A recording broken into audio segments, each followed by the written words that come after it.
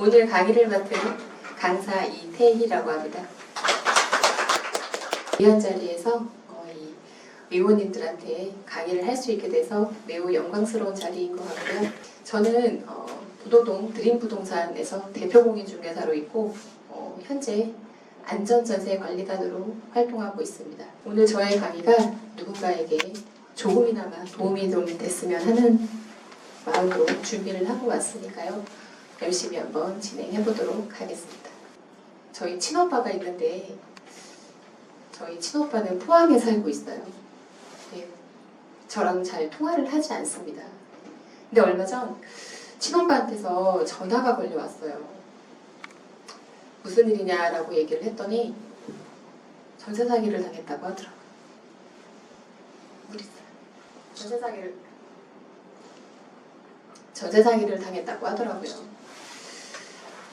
제가 공인중개사인데도 불구하고 전세 사기를 당했다고 하니 제가 너무 어이가 없고 황당한 마음을 감출 수가 없었습니다. 그래서 통화를 하면서 어찌 된 일이냐라고 물어보니까 아주 가까운 지인한테 전세 사기를 당했더라고요.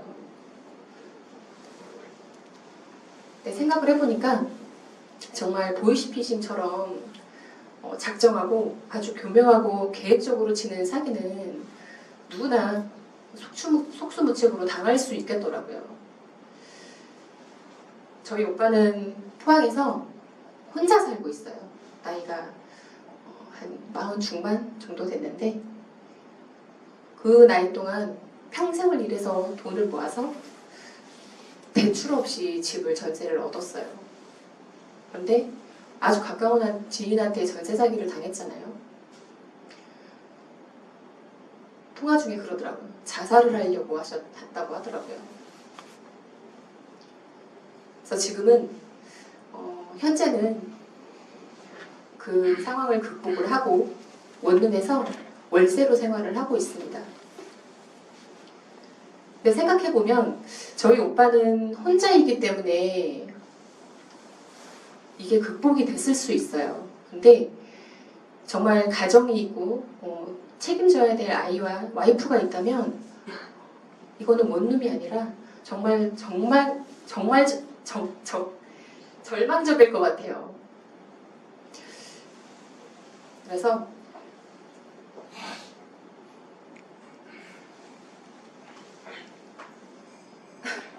생각을 했습니다.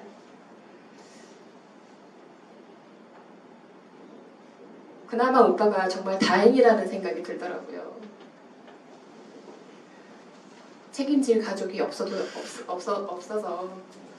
그래도 저희 오빠니까 다행이구나 라는 생각이 들었습니다. 우리나라 20대, 30대 사망률이 OECD 국가 중 세계 1위라고 합니다. 원인은 그 자살이고요. 무엇이 그들을 그렇게 죽음으로 내몰았는지 예측할 수 없지만 그런 피해자들이 계속해서 발생을 한다면 이런 전세 사기 피해자들이 계속해서 발생을 한다면 그 자살의 확률은 훨씬 더 높아진다는 겁니다. 그게 사실이고요. 이처럼 이런 전세 사기는 개인의 어떤 금전적인 피해를 넘어서 사회 전체에 문제를 일으킬 수 있습니다. 이런 피해자가 늘어날수록 사회적으로 위협이 될 수 있음을 인지하셔야 됩니다. 전세 사기가 매우 심각합니다. 그러면 어떤 전세 사기가 있는지 그 유형을 시작해 보겠습니다. 이번 전세 사기의 심각성과 그 유형하고 우리가 계약 시에 체크해야 될 체크리스트를 가지고 왔습니다. 그래프를 보시면 2022년도에 5,443건으로 23년도에는 19,350건이 생겼습니다. 전세 사기가 22년도에 비해 4배가 증가한 거기에 24년에 24,668건으로 22년도 대비 5배가 증가를 했는데요. 이 금액은 4조 3천억에 육박한다고 합니다. 이 자료는 제가 그 주택공사 허브에서 제가 가지고 온 통계인데요. 이 허그는 전세 세입자들이 보증보험을 가입을 하는 거예요. 보증보험이에요. 안산시는 전국에서 전세 사기로 몇 위일 것 같으세요? 5위. 전국에서?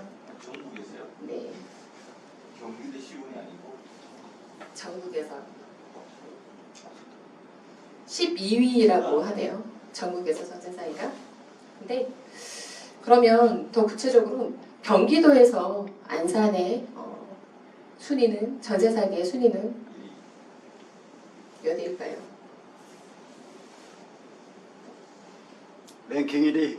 4위예요. 수원이 31.9%로 1위고요. 그 다음이 화성시입니다. 그리고 그 다음 부천이 9.68%로 3위고 안산이 7.31%로 4위인데요.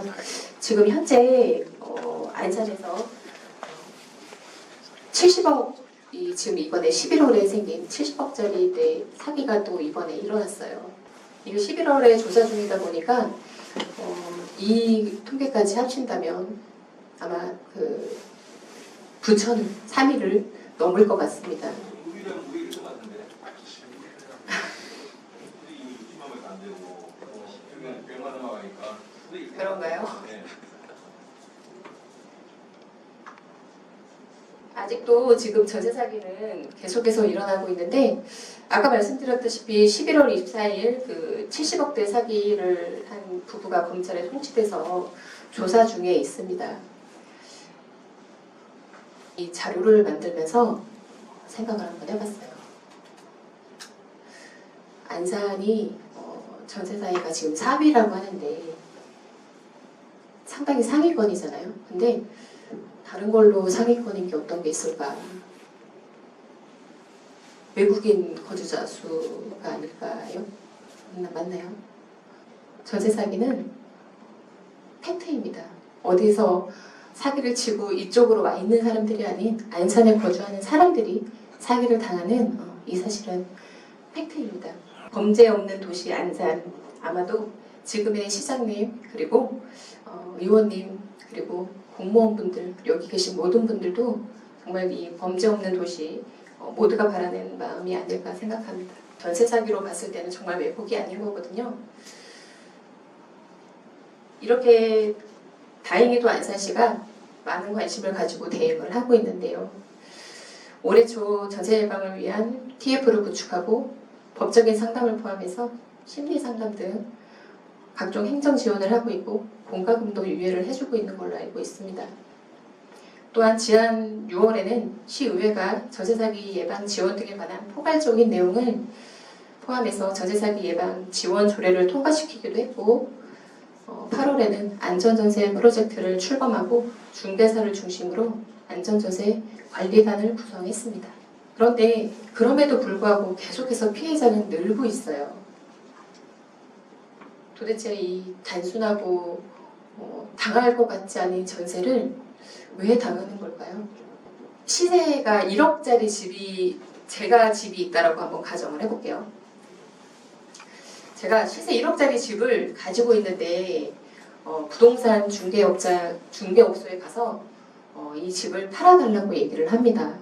근데 집이 잘 팔리지가 않아요. 빌라들이. 이곳만 아니라 여기저기 가면서 다 집을 내놓는 거거든요. 그런데 이 부동산 다 같은 부동산처럼 보이지만 이런 사기를 작정하고 부동산을 차리는 부동산이 있어요.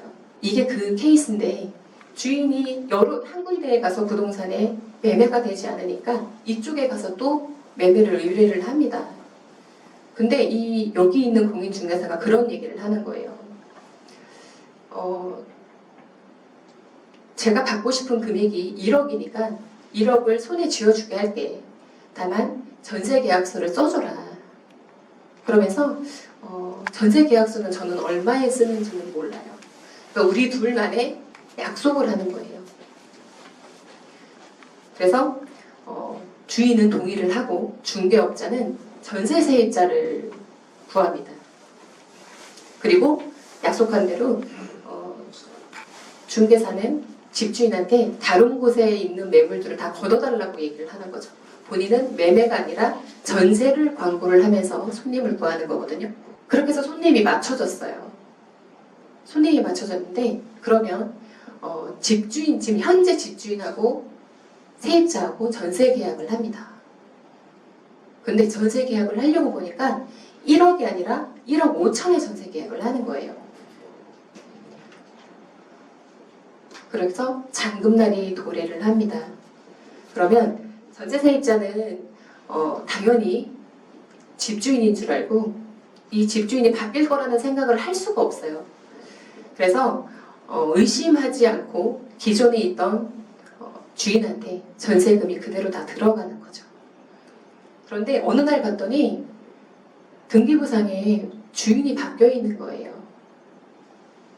이는 애초에 그 집주인과 중개사의 약속이 어떤 거였냐면 내가 팔고자 했던 금액이 1억이다 보니까 1억 5천에 차액이 있는 부분은 본인들의 수고비로 가져가겠다. 그리고 전세 잔금을 맞추면 일주일 뒤에 새로운 매수자를 대서 이 거래를 매매 계약으로 성사를 시키겠다. 세입자 입장에서는 나중에 보면 주인이 바뀌어 있는 거예요. 그리고 매도인은 본인은 1억을 가지고 그리고 중개업소는 5천만 원을 챙겨서 없어지는 겁니다. 그러면 결국은 그 매수인들 중에는 신용불량자도 있고 정말 하물며 노숙자도 있어요. 나중에 세입자의 입장에서 봤을 때는 주인이 누구인지도 모른 채 주인이 바뀌었다라는 얘기만 듣고 전화번호로 전화를 하는데 이분들이 내 보증금을 돌려줄 리가 만무하거든요. 그래서 전세 사기가 발생을 하는 거거든요. 근데 다행히 이때 보증보험을 들어놨던 임차인들은 그나마 만기가 끝나면 보증보험을 타서 나갈 수가 있어요. 그런데 이 중개업소에서 예를 들어 만약에 보증보험을 가입할 수 없었던 집이라면 또한 그 내용을 알려주지 않아서 가입을 하지 않았던 임차인이라면 그냥 고스란히 그 피해액은 임차인이 져야 됩니다. 물론 길거리에 나앉지는 않아요. 거기에 계속 살면 돼요. 그런데 본인이 직장 때문에 이사를 가야 될 일이 생기고 결혼을 할 수도 있고 아이가 태어나면 큰 집으로 이사를 가야 될 수도 있는데 절대 이사를 갈 수 없는 상황에 놓이게 되는 거죠. 대표적인 유형이었고요. 집주인이 있어요. 예를 들어 세대가 10세대인 다가구를 가지고 있는데 그동안 친분이 있었던 중개사한테 매물을 전적으로 위임을 합니다. 왔다 갔다 하기 힘드니까 위임을 하는데 이 중개업자는 평소에는 거래를 잘 해왔어요. 근데 어느 날 돈이 필요한 거예요. 그래서 이 집을 열채에 있는 집을 주인한테는 월세를 계약을 한다고 하지만 본인이 전세로 세입자를 맞춰요. 그래서 그 속에서 가짜 주인이 있어야 될 거잖아요. 주인하고 통화를 해야 되니까. 그래서 전세 세입자를 맞춰서 예를 들어 서울에 있는 집주인이 550만 원으로 월세 계약을 해달라고 하는데 이 중개업자는 예를 들어 5천만 원 이렇게 해서 전세 계약을 하는 거거든요. 그러면 계약 시에 위임장과 이런 걸 다 받아놨으니까 집주인이라고 위임을 했다고 얘기를 하고 집주인한테는 집주인과의 통화는 가짜 주인하고 연락을 하는 거예요. 그리고 이 임차인한테 돈을 5천만 원을 받아서 집주인한테는 그대로 보증금 500만 원을 주는 거죠. 4,500만 원을 본인이 가지는 거죠. 착취를 하는 거죠. 이 중개사가 그거를 열채만 한다고 하더라도 이미 4억 5천의 피해액이 발생합니다. 이 중개사가 나중에 임차인들한테 그 돈을 돌려주면 사기는 아니잖아요. 그대로 전세 사기가 아니고 그대로 돌려주면 되는데 이중계약을 썼으니까 임차인은 피해가 발생하지 않으니까 돌려줄 수 있다면 문제가 되지 않는데 돌려주지 못할 거예요.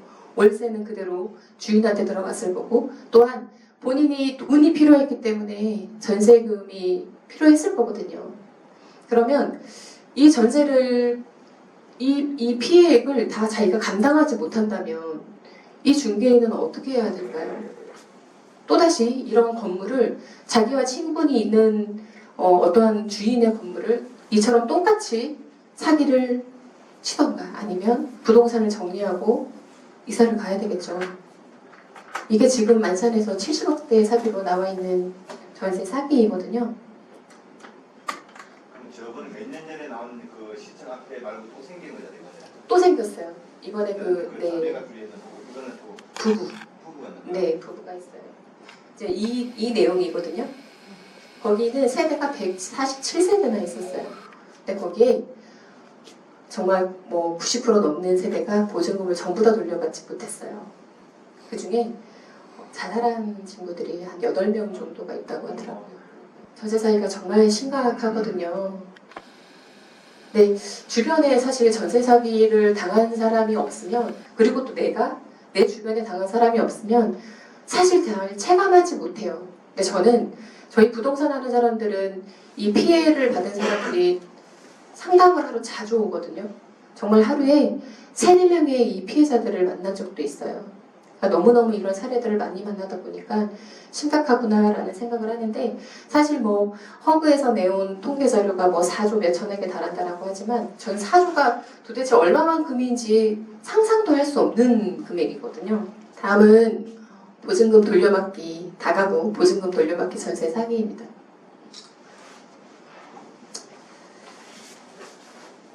이것도 같은 방식이에요. 이 다가구라고 하는 게 건물 한 채에 여러 세대가 있는 거잖아요. 주인이 한 명에 여러 세대의 사람들이 있는데, 예를 들어 시세가 5억짜리인 다가구가 있다고 생각을 한번 해볼게요. 거기에 융자가 1억 정도가 있고 이미 선순위 보증금이 4억이 차 있어요. 그러면 5억인 거예요. 이미 보증금까지 다 들어가서.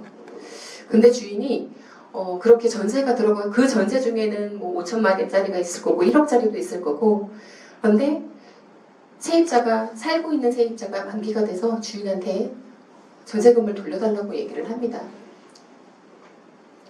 그래서 기존에 있던 그 전세금과 똑같이 다른 세입자를 구할 수가 있다면 문제가 되지 않을 거예요. 그런데 늘 지금처럼 이렇게 이슈가 되고 아니면 뭐 사회적으로 어떻게 뭐 규제가 강화가 된다던가 뭐 금리가 상승을 한다던가 여러 가지 규제가 있다 보면 집값은 하락할 수밖에 없거든요. 집값을 하락하게 되면은 기존에 있던 전세금과 똑같이 받을 수가 없어요. 돌려막기를 해야 되는데 돌려막기가 안 되면 이 또한 주인은 보증금 능력을 상실하는 거예요. 중요한 건 여기서 집주인이 이렇게 물건을 내놨는데 전세를 이렇게 맞춰요. 근데 옛날 과거에는 이 보증금 내역을 확인을 해주지 않았어요. 우리가 전세 계약을 할 때, 어떠한 계약을 할 때 등기부 등본에 있는 금전항만 확인을 하거든요. 전세 계약 같은 경우는 이 다가구 건물 안에 있는 보증금이 얼마인지를 확인을 해야 되는데 사실 그거는 알 수가 없어요. 집주인이 사실 내가 여기에 보증금이 4억이 있지만 주인이 여기 보증금이 1억밖에 없어 라면 부수상으로 얘기를 한다면 그 얘기를 믿을 수밖에 없어요. 근데 확인할 수 있는 방법이 있거든요. 주민센터에 가셔가지고 확정일자 부여 현황이라는 걸 받으면 충분히 확인을 할 수 있는데 과거에 그거를 체크를 많이 하지 못했어요. 그래서 그 피해가 아마 더 커졌을 거라고 예상이 되는데요. 그 내용이 이거예요. 집주인이 중개사한테 물건을 내놨는데 중개사는 선순위를 확인하지 않고 전세 세입자를 넣었어요. 전세 세입자는 2년 동안 했다가 저 나가겠습니다 라고 했는데 보증보험도 가입하지 않았고 집값도 하락을 하고, 그러면 집주인이 돈을 돌려주지 못하니까 새로운 세입자를 만들 수가 없으니까 돈을 빼줄 능력이 없는 거예요. 그러면 세입자는 어떻게 돼요? 이사를 갈 수가 없어요. 또다시 정말 집값이 계속해서 오를 때까지 기다리는 방법밖에 없어요. 다가구 전세 위험입니다. 지금 현재는 다가구 사기가 많이 없는 걸로 알고 있어요. 대부분 빌라나 오피스텔 위주로 생기고 있거든요. 수만 가지의 어떠한 그 전세 유형들이 있지만 대표적인 그 세 가지 유형이었고 가장 그 전세 사기로 떠들썩하게 했던 전세 사기 빌라왕이 가장 유명하잖아요. 가장 전세 사기와 같은 이유입니다.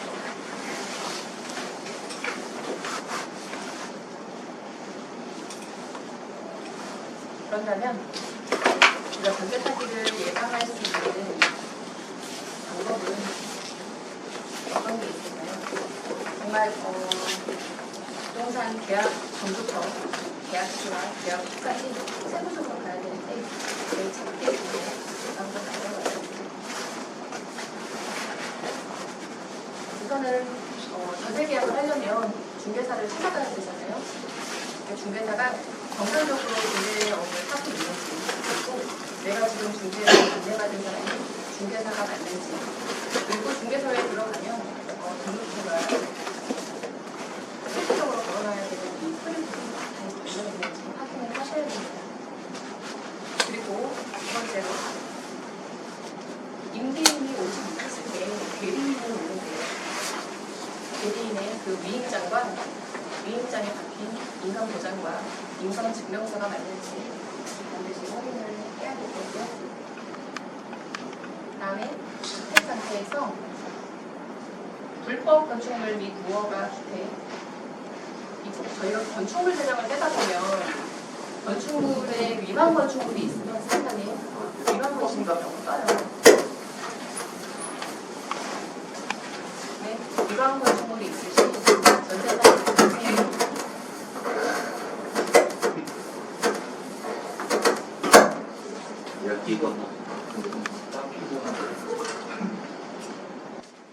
그리고 적정 시세 확인인데요. 사실 이거는 일반 손님들이 이 시세를 잘 알 수는 없어요. 근데 그 실거래 공개에 들어가다 보면 빌라들도 어느 정도의 금액이 다 거래가 됐는지 나오거든요. 그 거래 금액의 연도수와 어떠한 그 평수와 그 거래 금액 대비 전세 보증금이 70%나 80%가 넘는 경우라면은 깡통 전세라고 생각을 하시면 되고, 예, 주의가 필요합니다. 아까 말씀드렸다시피 그 선순위 관계에서는 보증금의 안전 여부가 확인이 되지 않아요. 근저당은 공부상에 이게 표시가 되어 있지만 선순위 관계에서는 공부상으로 표시가 되어 있지 않아요.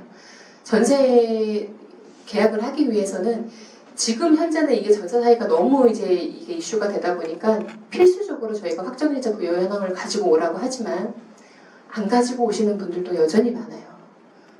반드시 확인을 하셔야 되고요. 또한 필수 서류로 임대인의 국세지방세 완납증명서도 지금은 필수 서류가 됐는데 이 또한 가지고 오지 않은 분들이 굉장히 많으니까 없으면 계약 시에 없으면 안 되는 서류예요. 또한 이제 표준계약서 활용인데 표준계약서는 사실 명확하게 정해져 있지는 않아요. 그냥 국토부에서 공고사항이지. 다만 우리가 이제 계약서를 쓸 때 특약사항에 정말 임차인이 보호받을 수 있는 권리를 명확하게 특약에 써놓는 게 중요할 것으로 보이고요. 다음은 전세보증금 반환보증보험인데 아까 말씀드렸다시피 허그 보증보험이 되지 않으면 전세금을 날릴 확률이 굉장히 커요. 아파트 같은 경우는 시세가 정해져 있다 보니까 아파트는 전세 사기가 사실 많지 않아요. 대부분 빌라와 주택인데 예전에 과거에는 허그에서 공시가 대비 153%를 전세가율로 정했거든요. 근데 22년부터 이렇게 전세 사기가 심해지다 보니까 126%로 낮췄어요. 근데 그래도 잡히지 않다 보니까 112%로 더 강화해서 전세가율을 맞춘다라고 이제 추진 중에 있다라고 하는데 전세가가 이렇게 허브에서 이 보증률을 자꾸 낮추다 보면 결국은 이 우리나라에 전세 보증보험을 가입할 수 있는 집이 20%도 안 될 거라고 생각이 들어요. 그러다 보면 당연히 전세는 들어갈 수 있는 집이 없고 세입자들은 월세를 들어가야 되는데 이 주거 부담감이 너무 크다 보니까 이거는 정말 개인을 넘어서 사회적인 문제로 생각이 되거든요. 그래서 좀 더 구체적으로 보면 저희가 이제 전세 계약을 하기 전에 계약 전에 체크리스트로 보면 당연히 처음에 임대인 신분을 확인을 해야 되겠죠. 등기부등본 및 신분증으로 계약자 본인 여부를 확인을 하고요. 갑자기 생각난 얘기인데 예전에 이런 일이 있었어요. 그러니까 제가 겪은 건데 월세를 계약을 하나 하기로 해서 주인이 왔어요. 2,050짜리였는데 주인이 신분증을 가지고 왔는데 본인 얼굴하고 너무 다른 거예요. 너무 성형을 많이 해놔가지고 여자분이었는데 정말 이 주민등록상 사진하고 실물은 너무 비교가 안 돼서 이게 계약을 못 하겠는 거예요. 계약금을 넣어야 되는데. 그래서 생각하다가 카카오 통장을 만들었어요. 카카오 통장은 비대면 통장이라 본인 주민번호 누르고 하면 본인 여부가 나오기 때문에 또 통장이 바로 발급이 되거든요. 그래서 계약금 플러스 그 잔금을 그 카카오 통장으로 넣었어요. 그래서 그랬던 일도 있는데 여튼 신분증으로 실물하고 반드시 그 본인 여부를 확인을 해야 되고요. 그리고 대리인 위임에서도 위임자 및 그 위험 범위에 대해서 위임장에 그 위험 범위를 써주잖아요. 전반적인 내용이 어떤 건지 그리고 위임장 본인 그 인감증명서를 본인이 발급해서 인감도장으로 잘 찍었는지 확인을 하고 또 재차 아까도 그 가짜 계약서 가짜 집주인하고 통화를 한번 했다고 했잖아요. 반드시 집주인하고 통화를 해야 됩니다. 요즘은 그 영상통화가 다 돼서 영상통화로 통화를 해요. 그냥 일반 단순히 유선전화가 아니라. 3번은 신탁부동산인데 신탁부동산은 그 등기부등본 및 신탁본부로 권리를 파악을 해야 됩니다. 근데 신탁부동산은 조금 조심을 해야 되는 게 신탁부동산은 이런 경우에요. 제가 집을 하나 사는데 돈이 부족해요. 그러면 신탁회사로 명의를 이전하고 필요한 돈을 많이 대출을 받아서 집을 살 수가 있습니다. 그러면 저는 위탁자가 되는 거고 신탁회사가 가지고 있는 거 금융기관은 우선수익자가 되는 거죠. 그런데 이렇게 집을 가지고 있다가 저는 다른 데로 이사를 가고 전 월세를 놓으려고 해요. 그런데 위탁자는 내가 원래 소유자야. 나랑 계약해도 돼. 라고 하지만 저희 신탁원부에 보면 사실상 권리자가 그 계약 내용에 사실상 권리자가 누구에게 있는지 다 명시가 되어 있거든요.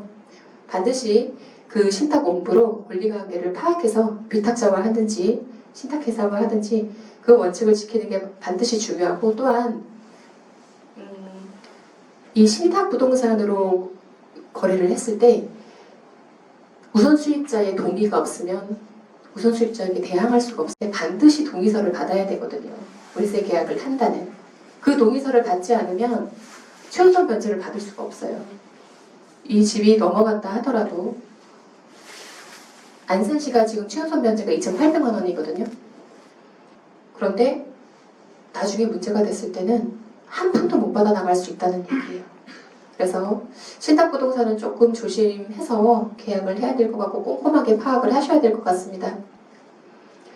물론 이제 공인중개사의 자격인데 아까 말씀드렸다시피 중개사가 내가 중개를 하고 있는 중개사가 공인중개사가 맞는지 그리고 정상적으로 영업하고 있는 부동산인지 그리고 계약 시 공제증서 받기가 있고요.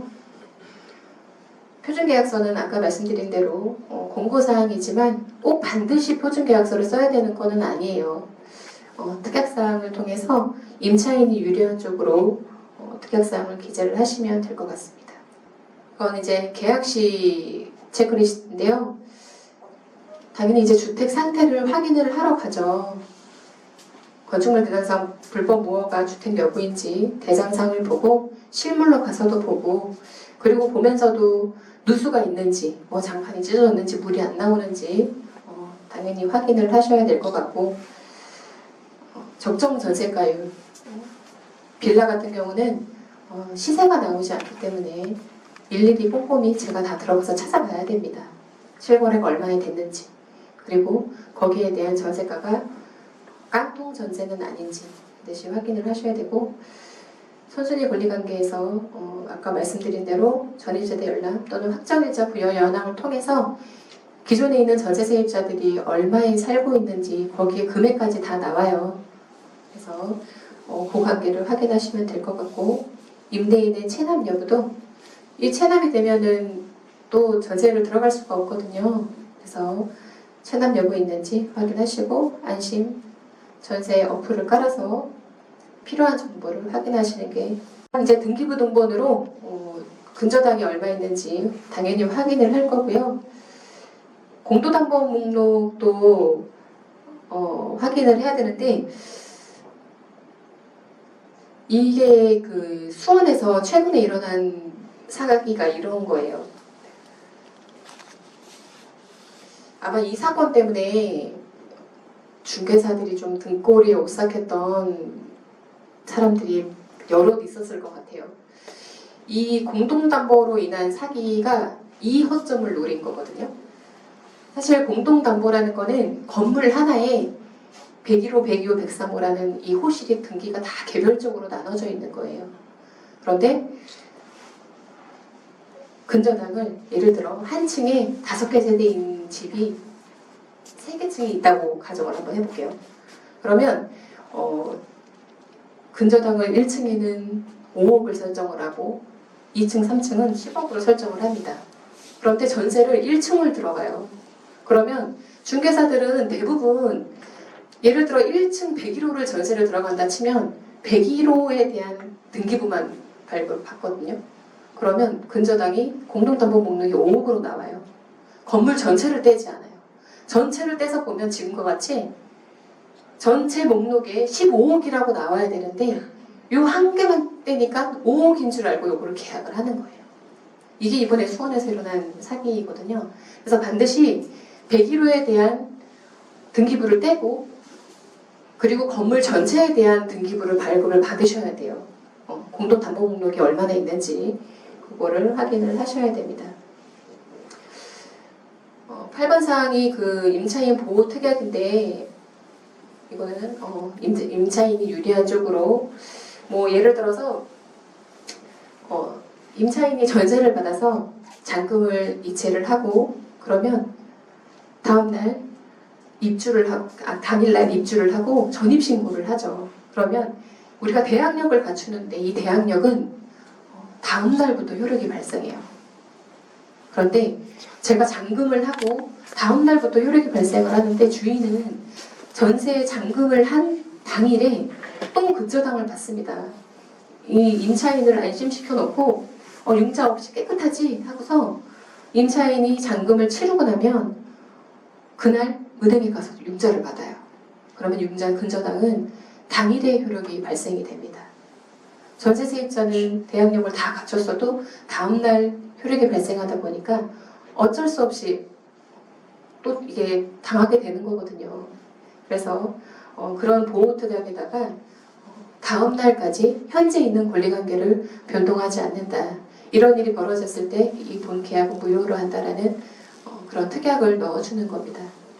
계약 후 체크리스트는 당연히 이제 임대인이 의무사항을 이행했는지, 예를 들어 고쳐주기로 한 것을 고쳐주지 않거나 아니면 여러 가지 등등 주인이 해야 될 일을 이행을 했는지 확인을 할 거고요.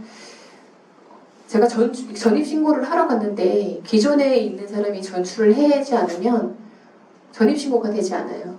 그래서 전출이 돼 있는지 또 계약 후에 당연히 확인을 하셔야 되고, 임대차 신고를 하면 전입신고하러 우리 주민센터 다 가잖아요.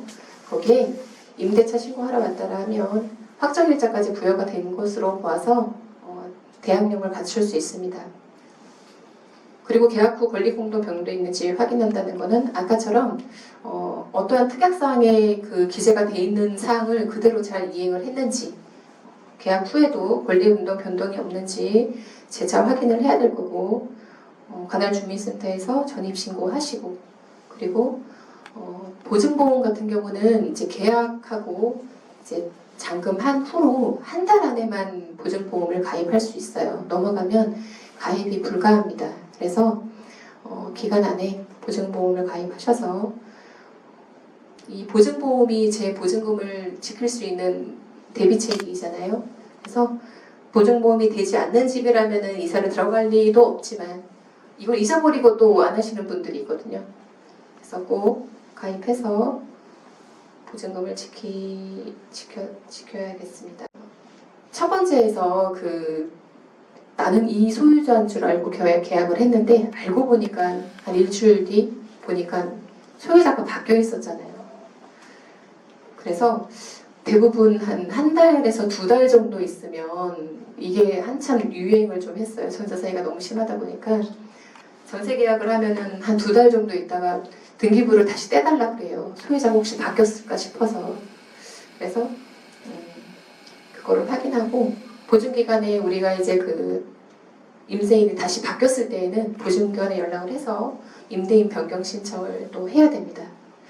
반드시 그거는 확인이 필요하고, 만약 그렇게 했음에도 보증보험이 재차 가입이 되지 않고 보증금을 돌려받지 못한다라고 하면은 내용 증명을 보내서 내 의사를 반드시 밝혀야 될 거고, 그 또한 되지 않는다면은 임차권 등기 신청을 하고, 불가피하게 이사를 나가야 된다면 임차권 등기는 전세권 설정이랑 똑같은 효력을 가지거든요. 이사를 해도 대항력이 그대로 유지가 됩니다. 정말 저는 이거를 조금이나마 누군가가 좀 도움이 됐으면 하는 바람으로 왔는데, 제가 너무 당황을 해서 그런지 아무런 도움이 되지 못했을까 봐 너무 죄송하고요. 감사합니다.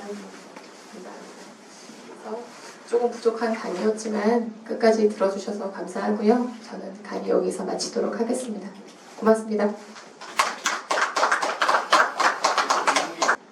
서민들은 지금 부동산을 믿고 다 맡겼는데 불구하고, 부동산은 뭐 계약 취소될 거고 그냥 작은 집 가도 뭐 그렇게 안 하고요. 근데 이게 제가 여기에서 말씀을 드리진 않았지만, 이 전세 사기에 부동산 중개업자가 다 껴 있어요. 근데 그 다 껴져 있는 거는 정말 제가 중개사를 그동안 잘 해오다가 의도하지 않게 전세 사기에 연루가 돼서, 아까처럼 선순위 확인을 하지 못해서 의도하지 않게 전세 사기를 하게 된 케이스도 있고, 아니면 아까 말씀드린 대로 다 같은 부동산으로 보이지만 작정하고 부동산을 차리는 경우가 굉장히 많거든요. 근데 이 중개사들은 이 작정을 하고 한 부동산들은 본인들이 그 차익을 다 본인들이 먹어요. 이 월세를 전세로 바꾸든가, 아니면 동시 계약처럼 집을 팔겠다고 하는 사람한테는 이 돈을 주고 나머지 차익을 본인들이 다 먹던가, 그 액은 그렇게 얘는 사기꾼인 거잖아요. 이 사람들은 전부 구속됐어요. 처벌을 받고 있고. 책임 거기까지는 선량한 시민들 자체는 책임은 그냥 취소가 되고 구속이 되는 거죠. 보고 네. 깜빡 같은 뜻이잖아요. 이분들은 한정적으로는 대단히 시킬 수 있는 그렇죠. 건데요. 그게 그 대비책이 보증보험이었어요. 보증보험이었어요. 그게. 다른 것들은 어떻게, 그거 말고는 방법이 없어요. 우리 예전에 그 좋은 회사 나갈 때는 뭐 3천만 원 정도 이렇게 계약서 써가지고 넣고, 내가 회사 도망가다 회사가 피해를 입히면 그 돈은 가겠거든요. 그런 거는 없어요. 왜냐면 우리 예전 그 회사 할 때는 그런 게 있었거든요. 그럼 기본적으로 부동산은 면허 취소되고, 그냥 면허 취소되고 사기를 쳤으니 거기 금액에 대한 죄를 받고, 그렇죠. 대가를 받고, 그러면 그러니까 그 고스란히 피해를 세입자만 보는 거예요. 고스란히 피해를 세입자가 보니까 이거에 대한 피해를 구속돼 있는 사람한테 다시 이거를 피해를 피해 보상을 할 수는 있겠죠. 할 수는 있겠죠. 안 될까 돈이 없으니까 도망갔을 거만. 이미 다 그렇죠. 이렇게 됐는데 그거를 다시 돌려받기에는 굉장히 어려워요. 그래서 이 조금 똑똑했던 그 손님들은 안심보증보험을 다 가입을 했거든요. 그런데 가입하지 않는 사람들이 너무너무 많더라고요. 정말 이 보증보험이 뭔지도 모르는 중개사들도 많아요. 이 젊은 사람들은 이런 어떠한 그 인터넷으로 보는 뉴스들이나 이런 게 많다 보니까 그런 거에 대한 안내를 잘 해주는데 정말 사기를 치려고 했던 이 부동산 사람들은 얘가 안심보증보험을 드는지 안 드는 뭐 들어도 안 들어도 관계가 없었을 거예요. 자기는 그 돈만 받았으면 됐을 거니까. 그런데 되는 집이 있는데도 불구하고 그런 얘기를 해주지 않아서 피해가 발생을 하면 결론은 이 피해자들은 거리에 나앉지는 않을 거예요. 그 집에 계속 살면 돼요. 근데 평생 살아야 돼요. 집값이 오르지 않는 이상. 쫓겨나지 않죠. 예를 들어 소유자가 바뀌었는데 제가 전세로 살고 있잖아요. 그러면 제가 1순위잖아요. 전입신고하고 대항력을 갖춘 임차인이라면 제가 순위로 1순위예요. 그 건물이 경매로 넘어간다 하더라도 낙찰받을 사람이 없잖아요. 예를 들어 제가 이 집을 1억짜리 전세로 들어가서 살고 있는데 이 집이 경매로 들어갔어요. 그러면 낙찰자는 1억을 인수해야 되잖아요.